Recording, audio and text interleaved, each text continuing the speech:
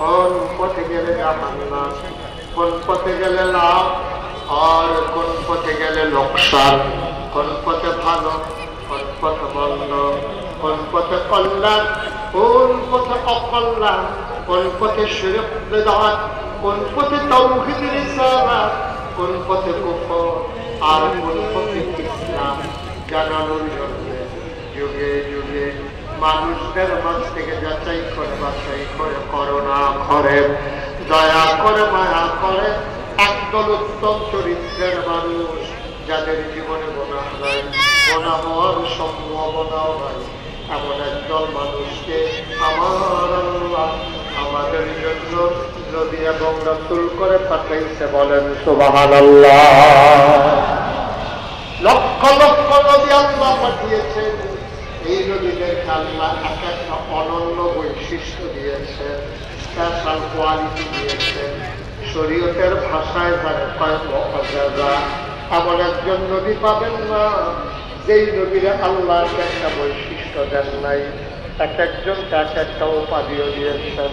যেমন আদামু সফিউল্লাহ, আদামু সফিউল্লাহ, আবুল বাশার নূহ আদমের সানি, ইব্রাহিম খলিলুল্লাহ, ইসমাঈল জাবিউল্লাহ, মূসা কালিমুল্লাহ, ঈসা রূহুল্লাহ।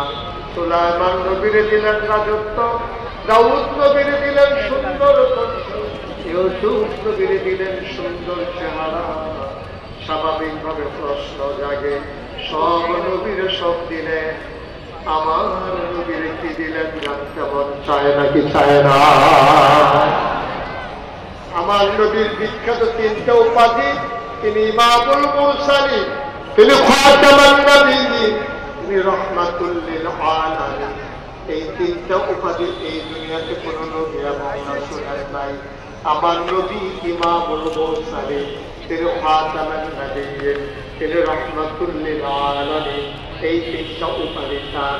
আমরা যখন জানতে চাইলাম সব নবীরে সব দিলেন, আমার নবীরে কি দিলেন? সাহাবীন তাবিঈন তাবিঈন উম্মাহাতুল মুমিনিন, আইম্মে মুজতাহিদিন, আইম্মে শরীয়ত, আইম্মে তরিকত, সালফে সালিহিন, উলামায়ে মুতাকাদ্দিমিন মুতাআখিরিন, ইমাম সাহেবান, মুফাসসিরিনে কেরাম, মুফতিয়ানে আযম, মুহাদ্দিসিনে কেরাম, সবাই মিলে এক শোনো 1,24,000 বলো আর 2,24,000 বলো, সকল